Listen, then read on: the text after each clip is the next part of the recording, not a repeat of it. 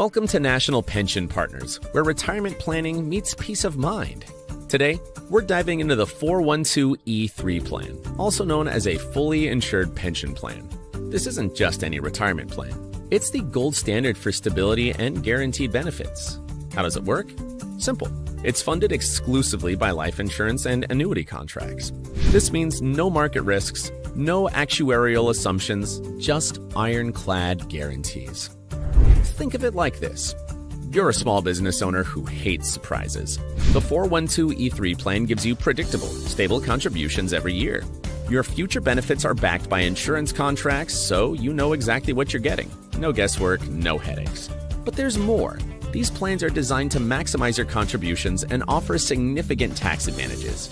And with National Pension Partners, you're not just getting a plan, you're getting a team of experts, attorneys, CPAs, actuaries, all dedicated to making your retirement as secure as possible. We provide personalized consulting, ensuring that your plan is tailored to your specific needs. Best part, initial consultations and proposals are absolutely free. $0, zero commitment. So if you want a retirement plan that's as reliable as your morning coffee, head over to nationalpensions.com. With the 412(e)(3 plan, your future is in safe hands. Retirement planning never sounded so thrilling. Perfect for small business owners who like their finances as predictable as Monday mornings. Stable contributions, ironclad guarantees, and serious tax advantages. It's the trifecta of financial security.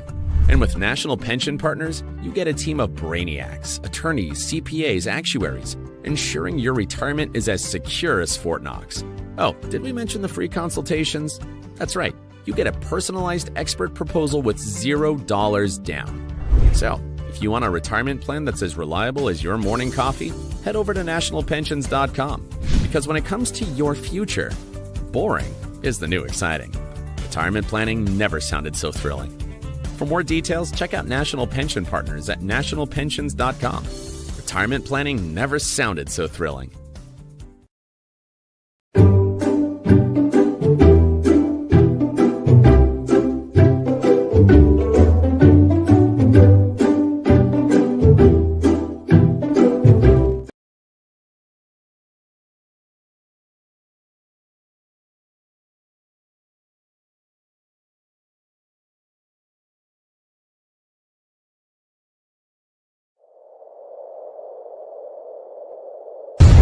History with Mark.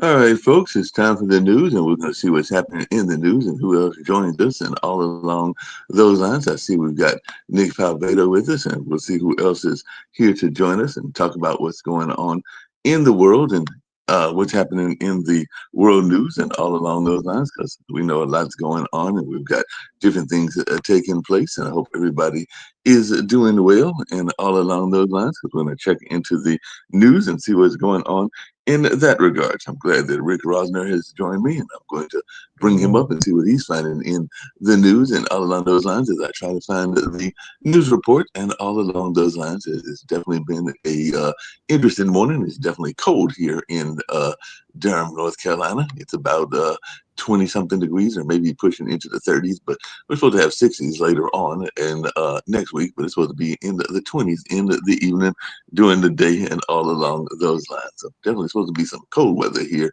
in Durham, North Carolina. How is it over there where you are in California and all along those lines? Because we know that it's definitely fine. It's probably about 56 degrees. Well, we need to be over there where you are. Maybe it's even better in Spain. So how is it going where you are? Nick, how is it going there in Spain and all along those lines as I try to find some things that are going on in the world and in the news and all along those lines. But how are things going in your part of the world? Well, it's at 8 degrees, which is 8 degrees Celsius, which is about 50 degrees Fahrenheit. So it's actually pretty good. But what's in the news, which we're going to be discussing tomorrow on Science and Medicine, is this Dr. Jay Bhattacharya, who's been nominated to the head of the National Institute of Health. Now, here's the problem with this guy, at least the way I see it. He was one of the signers of the Great Barrington Declaration, which was unbelievably anti-science. In other words, he's an anti-vaxxer through and through, and he just you follow the evidence, you follow the science. Between him and RFK, you'll have two people that do not follow science at all. They follow their wild imaginations. But here's what's very disturbing for me, being in academia for a while, where I was teaching at Northeastern University for 12 years. Right. As an adjunct professor for the graduate tax program. And I respected a lot of the people in academia, and respected a lot of people that went to Ivy League schools, because you have to have good SAT scores, good grade point averages, and then you have to really kiss a lot of tail to get in. Well, what I'm seeing that's coming out of our elite schools is a bunch of trash. He's one of them. He goes to Stanford. The other is Dr. Lopato, graduate of Harvard. Another one, of course, is Ron DeSantis, a Yale graduate. And as we go on, you see a lot of people that who's that? J.D. Vance. I think he went to Yale also. And so what I'm seeing is our elite institutions are not producing elite people. They're producing a lot of trash, and they should be really, embarrassed about what you're seeing that's out there. Now, that's not to say that all of them are horrible. It's just that so happens to be that the ones I'm seeing that are going to the forefront of our leadership positions are really, really bad. Okay, yeah. Speaking of the forefront of our leadership, and I was going to get to this yesterday, but I didn't and everything. So I'll ask you now and ask Rick, and maybe we'll get other folks joining on earlier. One of the things that I know folks are concerned about is this notion, because there's a new bill that's being passed where nonprofits will get in trouble if they are deemed as terrorists and everything. But some of the organizations that are nonprofit are worried that they may be deemed as terrorists for frivolous reasons, and they're thinking that this could be a way that Trump comes after various nonprofits. And I know that you yourself, Nick, have said that some nonprofits are not all that good, and I will agree with you on that and everything. So what is your notion about this targeting of nonprofits? I want to finish up Nick's previous topic, which is go ahead. People from Ivy sucking. So Nick, both you guys, I'm sure have supervised staffs of various sizes, right? Yeah, I've supervised staffs, not the kind that Nick has, but I've supervised a few. All right, so you know that if you got a staff of half a dozen or 10 or 12 people, that 1/3 are going to do a better than average job, and 1/3 are going to do an average job, and 1/3 are going to stink. And so I assume it's that way with any demographic that we got $1 million. That makes sense. Yeah, that makes sense, Rick. But I mean, as I've talked about before, we can get to the other topic that I brought about nonprofits. But one of the companies that I work for, and one of the companies that I've done supervision, we actually laugh at one of the requirements and everything, because it is a lot of the work is grading test papers. I've said that before. That's what measurement is and everything. But it is a company that the founder, who I think is from the Southwest, I think he's from Kansas, if I remember correctly, and everything. But he, a lot of the work, and I'm not saying this in a negative sense, because a lot of work in general, of all kinds, including pharmaceutical work, can be what amounts to rote work and everything. But they require a college degree, and not both myself and others are like, we could probably train a trained mouse to do this job if we really wanted to, because a lot of it is looking at papers and getting following the rubric. So maybe a mouse couldn't do it, but you get the idea. Maybe a chimpanzee could and everything. But I don't know that you necessarily need a college degree, but it is a requirement, not even a associate's degree. They actually say you have to have a college degree. And there are other companies that have that kind of requirement as well. So I get what we're saying, and I agree with the network that education is vital, but aren't there some jobs that don't necessarily require a college degree, and we're asking for a college degree for those jobs? And I just used one example because it's a personal example, but I think that there are others that could be used as well. But what is y'all's take on the importance of a college degree? Well, I mean, there's been a push for appropriate skills for every job, and a lot of jobs, don't require it. But to get back to people who went to Ivies or other, like, people change. Like, the people can be perfectly competent And then, 10 years, 20 years pass and they get lazy, they get substance abuse problems, their politics changes and they turn into dicks. There's if you look at like a lot of the people in Congress, they used to have reasonable stances, but as their parties drifted, they drifted with them. Nancy Mace is a Republican congresswoman who was the first woman to graduate from the Citadel, a super tough military college. And so she had to be an outstanding person, and tough, smart, but she's gone full MAGA, and now she just does idiotic crap all the time. She's got big boobs, so she wore a T-shirt with the letter A on it, like saying that she had the scarlet letter of something, and she likely vandalized her own house with spray paint, supposedly done by Antifa, but the handwriting matched hers. Was a great person, a great student, a great cadet who got sucked up into this MAGA thing and turned into a loon. But is it just the MAGAs? But hold on a second, Nick. Is it just the MAGAs? Because I forget the school that the gentleman went to that pulled the fire alarm, and he was a Democrat and everything, but he was definitely, I think, went to a fairly decent school and everything. And then he had the bright idea. He said he was trying to, I think, open a door, but then I think he's been, lost his election and everything. Jamal, I think was the name, if I remember correctly, and everything. But I mean, there's people that are doing stupid things on both sides of the board. And speaking of stupid things, I did find some of the news, and I want to ask y'all, because we sometimes talk about world leadership, and I know that Nick used to joke that he wanted to, and I don't think he was totally joking, I think he was partially serious, that he wanted to take over the world. Well, apparently, at least in the media world and everything, and apparently in South Korea, the South Korea president has declared, and who knows, maybe we'll have this happen here in the United States, but he's declared emergency martial law. So South Korean National Assembly has been sealed because they don't want to have a run on their government either, after martial law was declared. So there in South Korea, we have martial law as definitely, and that was in a move against the opposition party. So it looks like over there in South Korea, we've got emergency martial law. So is this something that we're going to see more around the world in general, where governments are threatened and they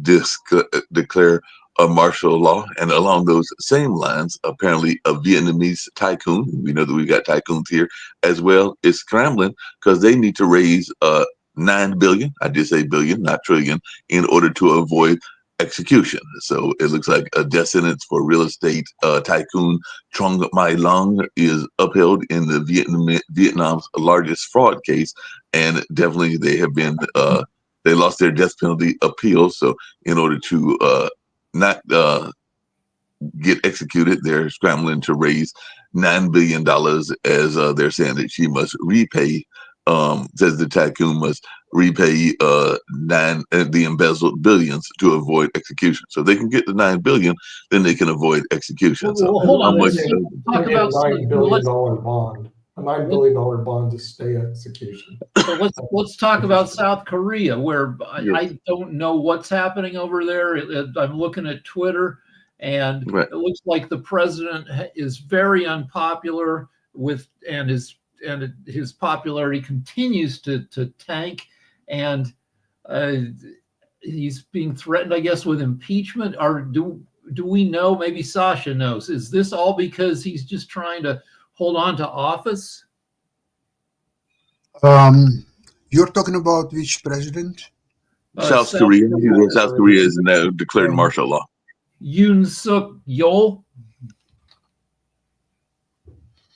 You expect Canadians to know everything internationally, Americans know nothing. No. Well, I do know something that Sasha went on. We can get back to martial law and everything, but he follows what's going on in the Middle East, not just in Israel, but around the rest of the Middle East as well. And it looks like the Syria fighting is worsened already, as there are dire conditions in Idlib and Aleppo, which is believed the area that the rebels had taken over. As they're saying, the U.S. is left facing a difficult situation in Syria as rebels make massive advances against the Assad regime. So U.S. military in Syria standing down as HTS drives back the Assad regime and Kurdish forces. So what are we just looking at? A expansive or an expanding Middle East conflict is going to spread not just to Syria, but possibly to Egypt. And I know that on this network, we've got two folks that love going to Morocco, because I know that Nick loves going there, and actually Coco McMillan, I think, has got a trip scheduled there in January and everything. So are we looking at a war that's going to be expanding throughout the Middle East? No, I don't think so. The Syria case is very different from Lebanon, from Lebanon, from Israel, from Iran, from Venezuela. Syria is a complete mess. There are forces that, of course, loyal to President Assad. There are pro-Turkish forces, and there are two kind of Turkish forces, one that's supported by Erdogan and one that are basically not following Erdogan's, but they're fighting against the regime of Assad anyway. Then there are certain elements that are coming back from Al-Qaeda, from IGIL, ISIS groups, remains of these groups, I should say. And very often they're fighting among themselves, not necessarily against the Assad regime. They're just fighting among themselves. They're fighting Russians and trying to get them out of Syria. Americans, I don't have information that they are involved in fighting at this point, but it could change any time. So this is complete mess. It's just incredible. I've never seen such a mess before in any country as it what's happening in Syria. So let's go back to South Korea. Let's go back to South Korea for a second. Yeah. So South Korea is in a unique position. Their capital city, Seoul, 10 million people, huge modern city, is only 30 miles from the enemy border. Their biggest enemy is North Korea, which is just a dictatorship and a mess. And the president of or whatever the heck he is of South Korea is saying he declared martial law to protect it from North Korea. But that sounds like BS. At the same time, maybe it isn't, because North Korea is right there. It's as if Russia was 30 miles from New York City. I feel like he's in political trouble and he's doing martial law to try to save his ass. At the same time, they're in political peril from North Korea. He says that North Koreans have infiltrated the country. So I don't know. So listen, within his power to declare martial law, and that's what he did. I don't see any extraordinary situation here. He must protect. I think all West has to declare martial law, because the Russians are infiltrating all institutions of the West. And by the way, United States is not that much difference from the Western countries in Europe. The Russians are infiltrating, they're preparing all terrorist acts and sabotage, and everywhere. It's just happening there. Nobody wants to talk about it, and that's fine. I'm not going to talk about it either, but it's there. Yeah, just really quickly, what are some of the areas that you think that they are infiltrating in the West? We were talking about education, so I know a lot of people have speculated that the Russians are invading a lot of our institutions, whether that is major institutions like Tesla and some of the Elon Musk institutions, or whether that's our colleges. So just in your own studies and in your own research, what are some of the institutions, Sasha, that Russia is invading? All of them, all institutions. They are very meticulous, and they are. It's not something that they invented just a few months ago. I mean, they're doing this since the 30s. All the West and the United States, they're infiltrated by individuals who are being trained and sourced by KGB. They know very well foreign languages, not just English, but Spanish, French, German at least, maybe some others. It's really, as I've said a bunch of times, it's really cheap to mess up Western democracies with propaganda. It's called the Russian fire hose of propaganda model. And there's a place called the Internet Research Agency in St. Petersburg, Russia. And it's a building where you've got, like dozens of people like me and like Jatovy and like who just, not that we're propagandists, but that just like guys who like, thinking about stuff, writing about stuff. And they're hired by the Russian government to come up with lies. I assume they work 24/7 coming up with BS, and then they get on the internet often with fake handles that make it look like the posts are coming from within the country, from within America. This only costs Russia $30 million a year to flood all the Western democracies with BS. This 2024 election.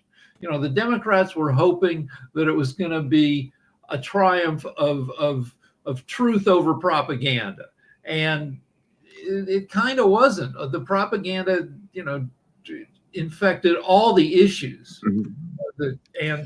Hey, this is for Jacoby and everything along those lines. Do you feel that I know you study just like I do modern affairs and cultural affairs, but there was a time, way back. I think it was right after World War I and everything, that they had the McCarthy hearings and the Red Scare and all along those lines. And a lot of people were labeled as communists that weren't necessarily, including some of our great civil rights leaders and everything. And then, of course, we also had the 60s and everything where a lot of people were threatened and called terrorists or communists that might not have been communists. And that's even one of the things that are going on with this nonprofit conversation, where Donald Trump is saying that he wants to target nonprofit organizations that are labeled as terrorists and everything. So do you feel that we could be heading toward another kind of Red Scare and kind of, I hate to use the term, but maybe even witch hunt against organizations and people and all along those lines in the year 2025? Donald Trump is transactional completely. So anybody who doesn't bend the knee, anybody who Elon Musk or anybody else who tells him, who's already went and bent the knee to him, that, well, this nonprofit is not what you want to do, or this nonprofit is a sanctuary state, or as even Rick pointed out, Rick and Sasha pointed out, if Russia decides to start its propaganda machine as it did during the 2024 election and utilizing the influencers saying that this nonprofit is attacking Donald Trump, and yeah, he'll take them down. I mean, we are in a situation, and again, I'm not trying to bash how people get very sensitive thinking that, well, we're only picking at Trump. No, this is just the reality of the situation. When you talk about reality, it's not bashing, it's just telling the truth the way it is. Well, hold on. Russia does help each side. Russia doesn't, in addition to wanting to help Trump also wants to make people more pissed off. I mean, Putin wants to make people more pissed off at each other. So if they put out pro-liberal stuff that gets people pissed off, they'll do that too. And then if you look at what Elon Musk did with his big campaign expenditures, he did the same thing Russia did. Elon Musk bought a whole website, put out information in pro-Palestinian areas that Kamala Harris was pro-Israel. in pro-Israel areas put out information that Kamala Harris was pro-Palestinian. And so he sowed the same disinformation, used the same propaganda tactics that Russia did in these areas to sow that distrust and that disinformation machine. And yes, again, these individuals that will not bend the knee or, will stand up if they're going to be, if it will sow chaos, yeah, Russia's going to push it. If it is against Russia, Russia's going to attack it.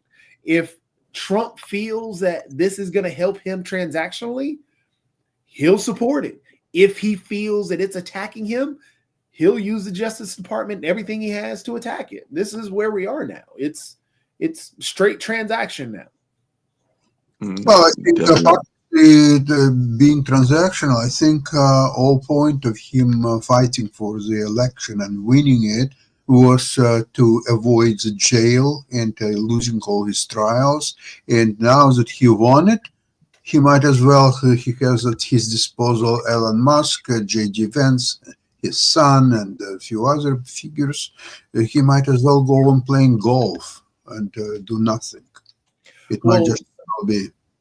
Sasha, you saw that he's trying to, I think it was Kash Patel who put it out there in everything, talking about he is going to fire and try and attack every single person who worked on the trials that were against him. So therefore, he's still got his job to bury his embarrassments that he feels he's embarrassed. So, you know what? I think, here's one thing. If you don't do your job well, you might as well be punished for that. Look at what the Democrats did.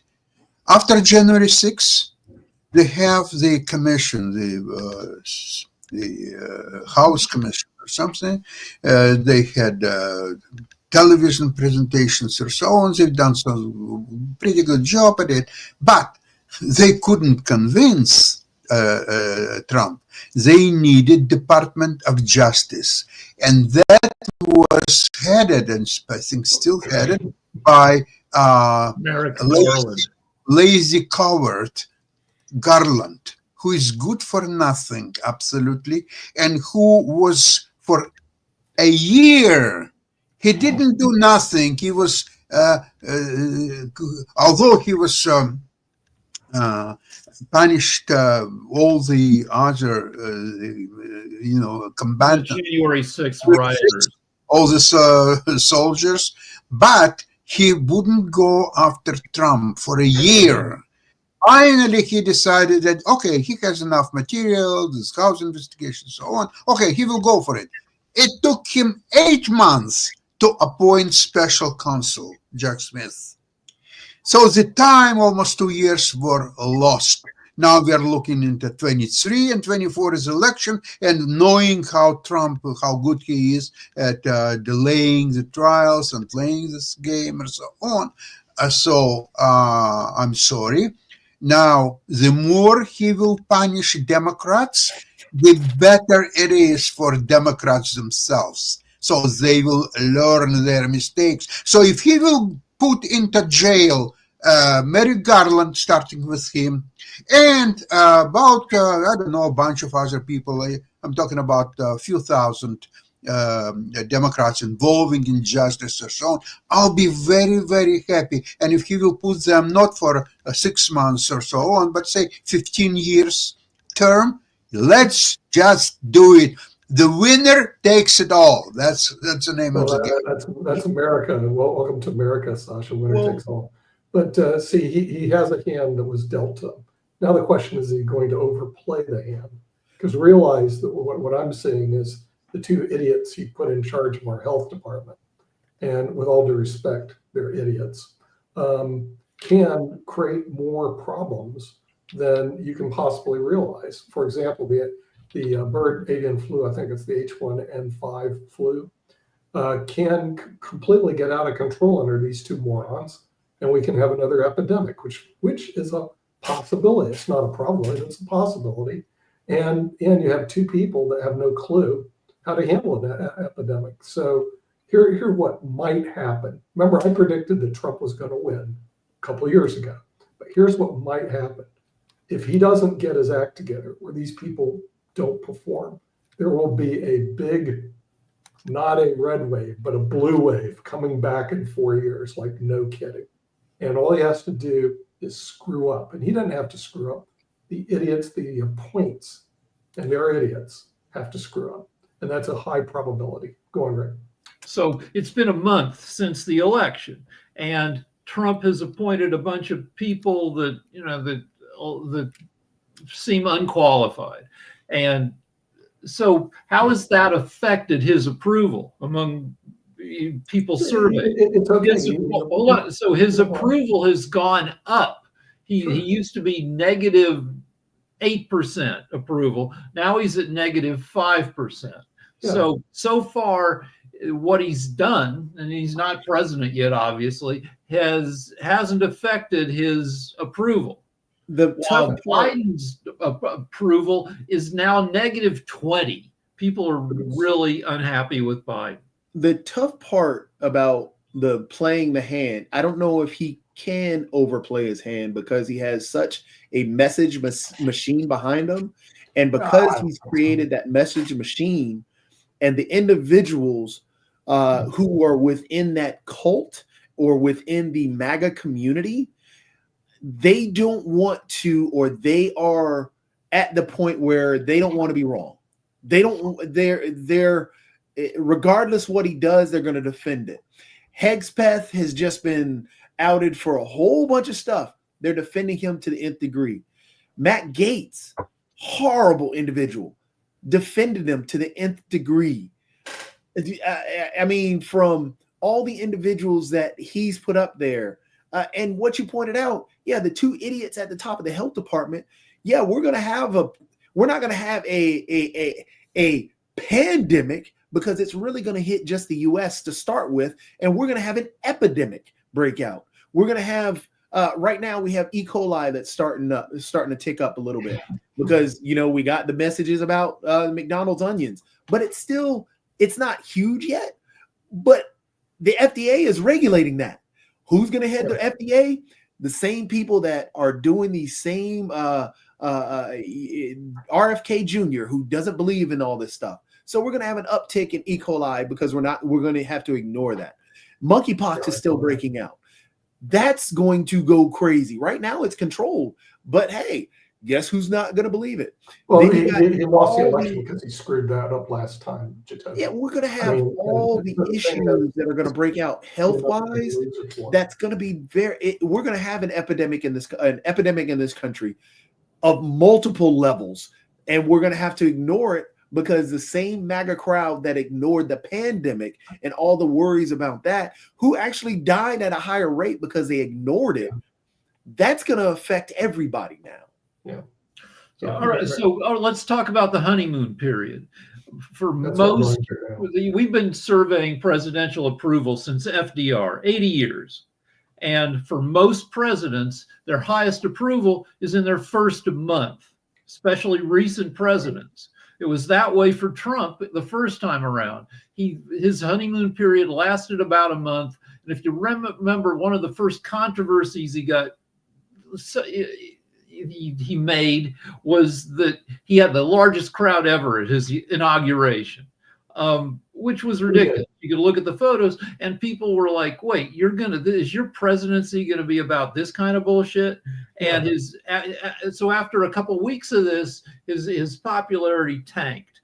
So right now his popularity is the highest it's been in years and years.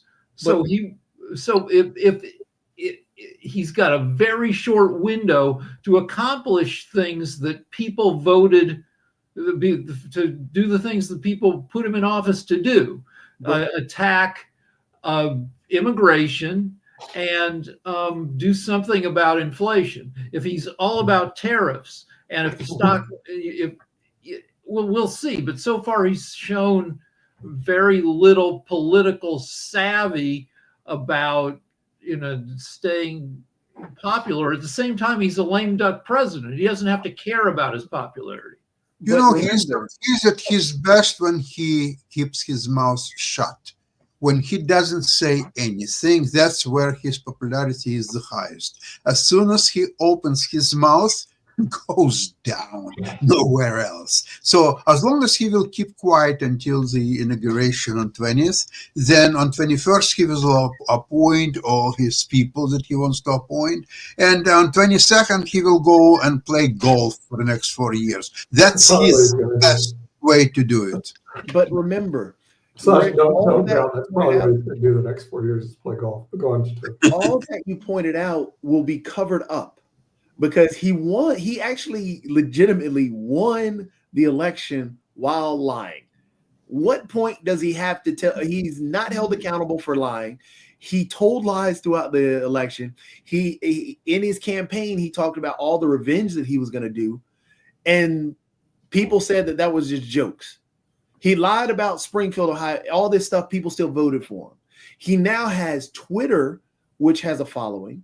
He now has the Justice Department that he's going to put on anybody, because he already said that he's coming after ABC, he's coming after NBC, he's coming after journalists. He's trying to take away the protections of whistleblowers, trying to take the protections away from the unnamed sources. Which is huge for journalists to be able to do reportings. So he's taken all these things away and actually going to have a huge media market or a huge media source that he can lie through and propagate anything that he wants to put out there. So he can cover up any mistake that he makes.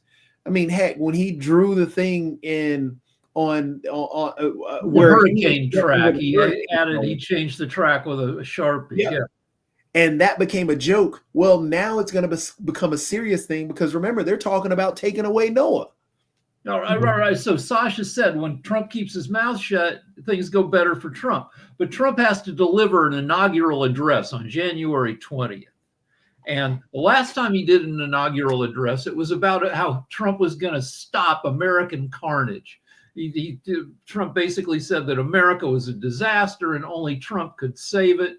And we can guess that he'll say something, similar. That I think he will arrange for J.D. Vance to do inaugural speech. He will not feel well or something else will happen. Well, you don't have to be a rocket scientist to do predictive analysis. I'm going to throw Jacoby a little bone here, and I'm going to predict. Here's what he's going to say. He has to clean up the mess that Biden-Harris created. Okay? Because that's what he's going to do. So he's going to blame everything, and he'll blame everything on Biden-Harris 2 years from now. All right? When it's clearly his issue. He'll blame Biden-Harris 3 years from now. He'll blame Biden-Harris till he gets out of office because that's what he does. So we know that's going to happen. Here's what we also are going to happen. It's a revolving circus, not here, but at the White House. Okay. Those people that we're seeing coming in, you won't see them next year. Why do we know this is going to happen? We can run it through an AI machine because it's happened before. You couldn't even keep Rex Tillerson, the guy who's the CEO of ExxonMobil, in his position. How can you screw that up? The guy who's extremely bright, extremely vetted, and you can't keep him in position. So all these people that we're seeing nominated are going to be here today. I'm going to be there 2 years from now. I don't know if Vegas has betting charts, Rick, but I'm sure you're going to see some betting charts. Yeah, I lost all my money betting on Biden and Harris, so I can't have my can't say that and everything. The betting odds are going to be with these clowns he's nominated to be around a year from now. Seriously, because remember, he's running a TV show. It's Celebrity Apprentice. Excuse me, White House Apprentice. Okay. That's what it is. It's going to be a TV show. Trump did not run The Apprentice. And the only reason they cast Trump as the business genius is the actual business geniuses like Mark Cuban were too busy to do a show like that. Well, actually, it was Mark Hurdell's thing that he put together, The Apprentice, and in LA. And then he put together Celebrity Apprentice right afterwards. It did good ratings. It only did good ratings its first 2 seasons. Hold It on. ran for another 20 seasons with getting crappy ratings. Hold on, but Nick, that's what you're going to you are spot on. That is exactly what he's going to do. That is going to be his speech. That is going to be everything he says for the next 4 years. And that's going to be the justification for doing every wrong thing. People bought into, and you guys are talking about The Apprentice. He was never a good businessman. The Apprentice made him into an image of a good businessman. They sold this idea. His whole crowd believes that he's a good businessman based off of that. And Nick, you're right. That's what he's going to buy. That's what he's going to utilize. He's going to use this idea because people believed he's this genius businessman. And, we're voting for a business. No, you voted for a actor who was a failed businessman and who Nick and Jacoby, I have another prediction for you as well and everything, because it just was brought to my attention recently, and I think that we know that Trump loves to kind of like I won't say misuse, but misinterpret numbers and everything. And it was brought to my attention that the inauguration actually has a interesting situation on this particular year and everything, because the inauguration is January 20th. It's always January 20th, but the third Monday, which is MLK Day, is not always January 20th. So MLK Day and the inauguration fall on the same day. So I'm sure that he will find some way, just like he tried to do with Mark Robinson, to invoke the words and the image of MLK. But there are going to be a lot of people there in DC and around the country that will be celebrating MLK's legacy. And it is my prediction that he will use these numbers, because there'll be a lot of people there to say that these people are there to celebrate him and his victory, even though a lot of them will be there to celebrate the legacy of a great civil rights leader. So do you think I'm onto something, that he's going to get a influx of people that'll be in DC and around the DC area, but that not all of them are going to be on the Capitol lawn that celebrated his inauguration? Some of them will be there in various parts of DC to celebrate the legacy of Dr. King, but he's going to put these numbers as his numbers. As they say in chess, but of course, come on, Mark, of course he's going to take full advantage. All the blacks that came up to see him, not celebrate MLK, they're on there for him, and they totally support him. Now, with that, he did get 10% more of the black vote, so he's made some inroads, but predictive analysis will say things will repeat themselves. And so the thing is, the real question is, in what area, when he's confronted with a problem, will he fail? In other words, a serious problem. The reason he didn't get elected was COVID-19. The American people saw that this guy was clueless. But of course, we have short memories. We forgot. So they voted him back in again. Now, the next question is, when is he going to face a crisis? And remember, this guy's problem-solving skills aren't the highest in the world. When is he going to face a crisis and he's going to fail? Will it be another pandemic? Will it be the Ukraine-Russia conflict? Will it be something else that we don't know out there? But at a certain point in time, remember, this guy has a history of failing tests. He's going to have to put up or shut up, and he's going to fail. Now, what it creates for the Democrats, who I think somebody says, they're buried forever. No, creates a big opportunity for them 4 years from now to just sweep through all the elections, because he has a history of failing. I hate to say it, but I mean, Jacoby's right. Everyone knows Jacoby's right. Okay, and Jacoby's right. If you look at his businesses, you look at Trump Air, it crashed. You can look at Trump University, it crashed. You look at a lot of his real estate dealing. He couldn't even run a casino. How can you lose in a casino? Even I could run a casino. I mean, that failed. So unfortunately, we have a gentleman who has a history of failures behind, not successes. He did have occasional successes, so don't get me wrong. He did have an occasional success getting the building in Manhattan and some of the other golf courses, but he's got a long history of failure. So, I remember on our program, David K. Johnson, he was describing a way how one could actually bankrupt casinos. What he's saying, it's impossible simply because it's a cash positive business. People put their money into slot machines or in table games, or they rent a room in a hotel and eat in restaurant. They're paying up front for everything. So, so because it's a cash positive business, it cannot go out of business. It's just impossible. Even the way you think about it, the only way, he says, is possible if he was sending his goons, criminals, and outlaws during the night when casino was closed and just empty the cash from the tables. If you don't do that, that is impossible to bunker. That could be the case. Hey, by the way, they're saying that Trump will attend his first. Yeah, I hear what you're saying, Sasha, but they're saying that Trump will attend his first foreign overseas trip since the election. So apparently he's going to attend the Notre Dame Cathedral reopening celebration in Paris. And a lot of people are excited because that is a iconic building nationally and internationally there in Paris and everything. So it looks like he'll be attending this opening that'll be taking place in Paris. So what kind of greeting do we think that he will get in Paris, France? Nick, you're there in Spain. Not that far from France. So what's the notion of him attending this reopening? Oh, they'll love him in France, of course. But the thing is, he'll clear the way, so all the people that hate him will be pushed aside. I want to go back to the casinos. Trump opened his casinos in a dying town, Atlantic City, instead of concentrating on Vegas.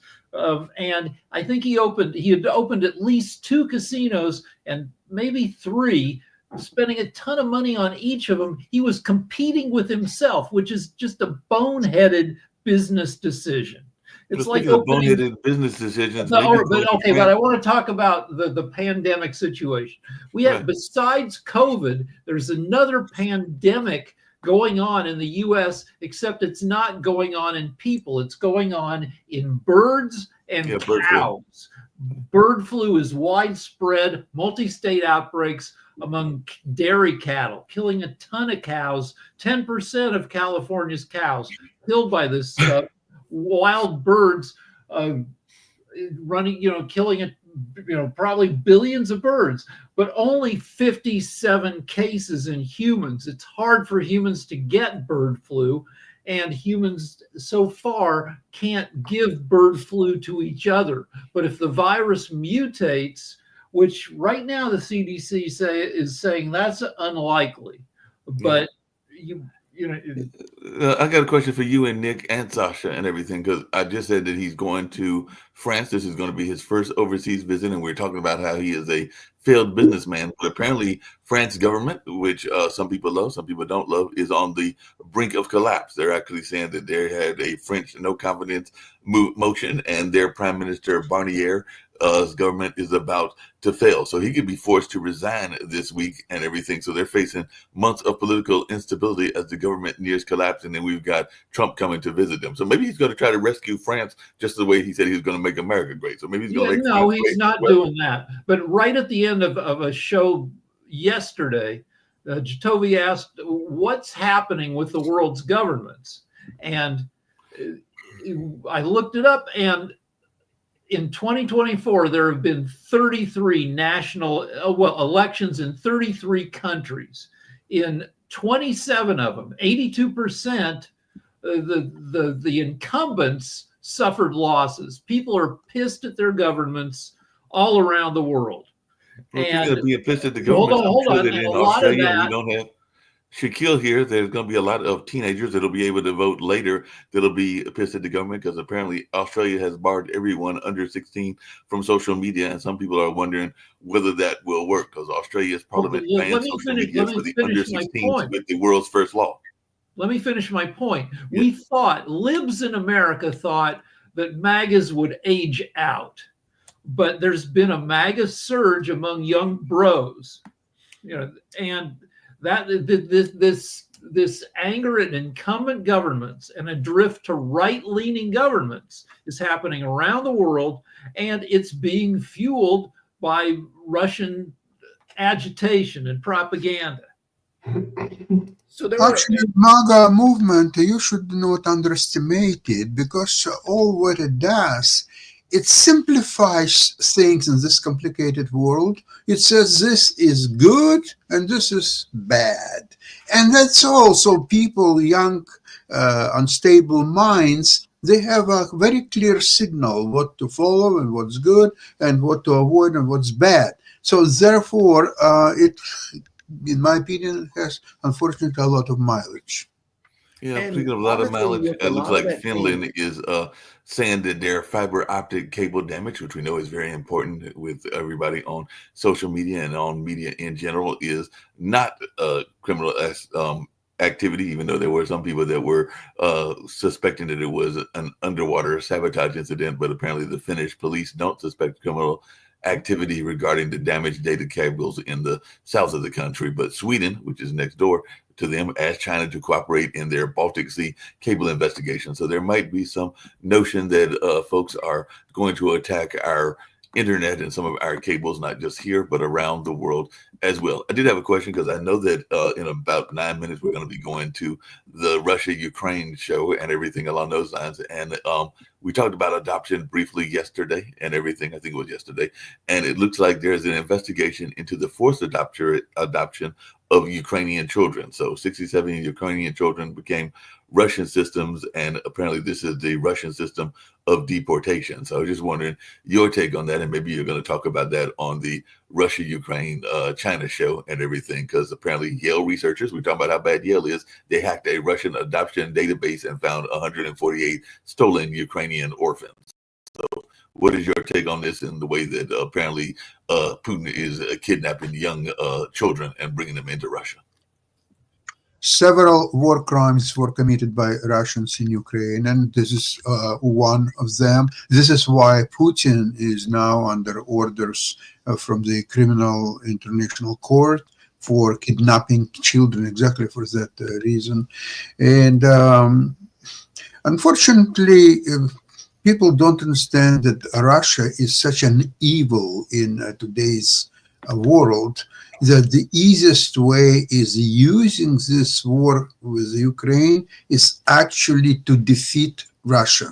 And it's not too complicated. They are not going to use nuclear weapons 100% because they don't want to die themselves. And also they will be defeated by much superior Western forces. So in conventional war, Ukraine, much smaller country without nuclear weapons, and it holds its own for 3 years against Russia.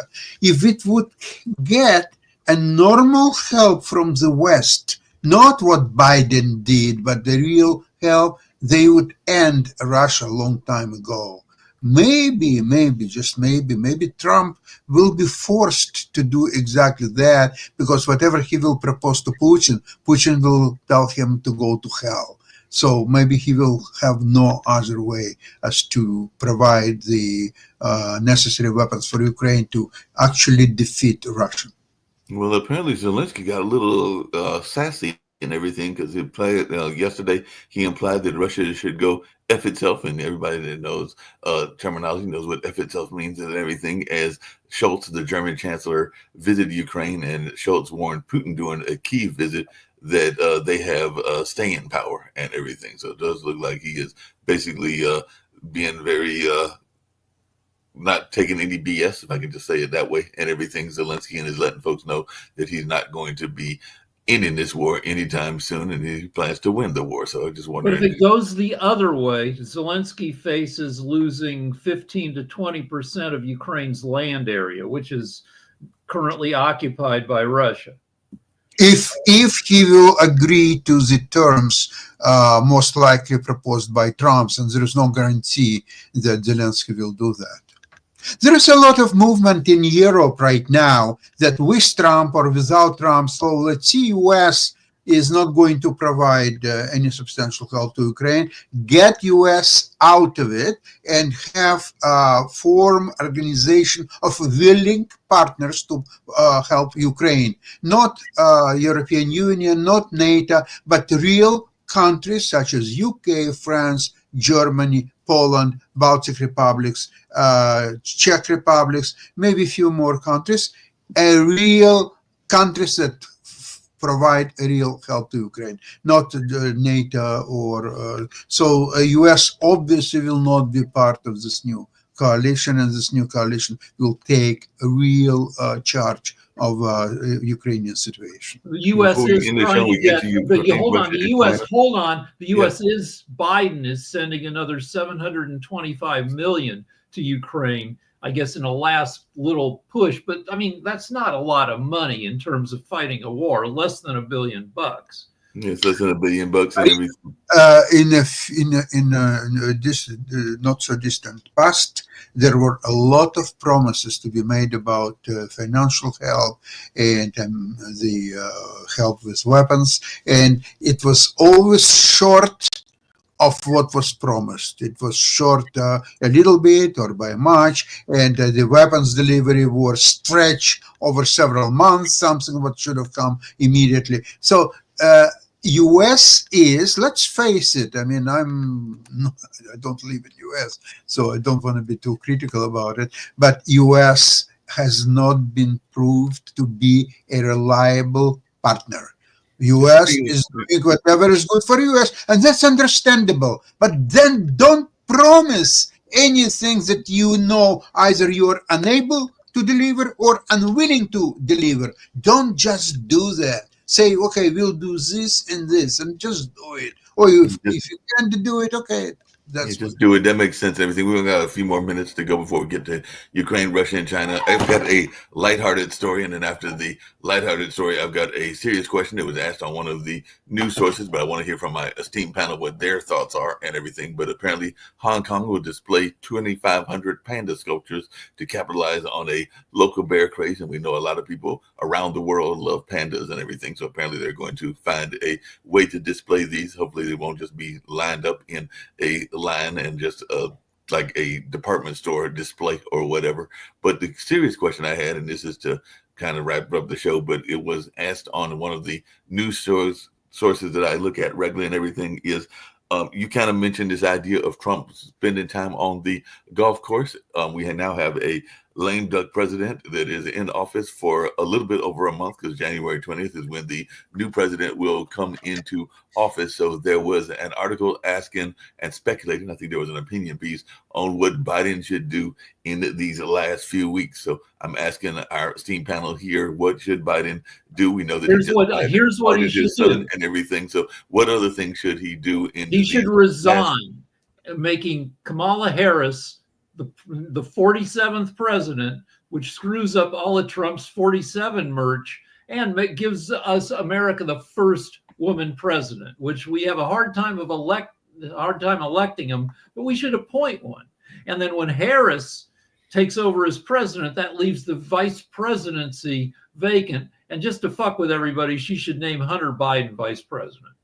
Okay, I'll tell you, Rick, that that's very reasonable what you're saying, but late, at least 6 months. He should have resigned, not declare that he's not going to run for president. No, he should have resigned as a president. Full stop period, then Kamala would become a president. Then everything would be blamed on her. She could get a whole panel of other contenders, and she would be among them, or she could declare that, okay, she's taking over the running for president, and that would be all up to her, and it would be all her decision. She would have to, and many times she was pressed in certain positions. Would she follow the Biden's way of conducting certain affairs, or she would do something different? She couldn't bring herself up and say, no, I'm going to do something different. I would disagree with the Biden's policy. She couldn't do it technically, because she was still vice president. So she was part of the team. And at the same time, she wanted to run and topple that team. It was complete. And so I think that if you are to analyze why Democrats lost election, number one, Mr. Joseph Biden. That's number one. And then number 4, 5, 6, or whatever. Number one is Joe Biden. Hey, Jacoby, what's your take? What should she do and everything. Okay, I have to go. Jacoby, what should he do in these last couple of weeks? There's been even speculation about him like wanting to pardon Donald Trump. And of course, there's even been some folks about investigations into Donald Trump as well. But what is your take on what should go on in that situation? I mean, there's a bunch of stuff that I can think of and it's much more of a serious discussion. But since we're at the end of the show, I'll keep it lighthearted. I agree with Rick. Go ahead, resign. Throw Kamala Harris up there. Have Kamala Harris, definitely put Hunter Biden as vice president. Then Kamala Harris, now she's immune from everything. Kamala Harris, go ahead and make every month National Black History Month. With that, we better go, Mark, because we're getting out of control here. And Russia, China, Ukraine wanted to start. So we'll see everybody tomorrow. Bye-bye. Sounds good.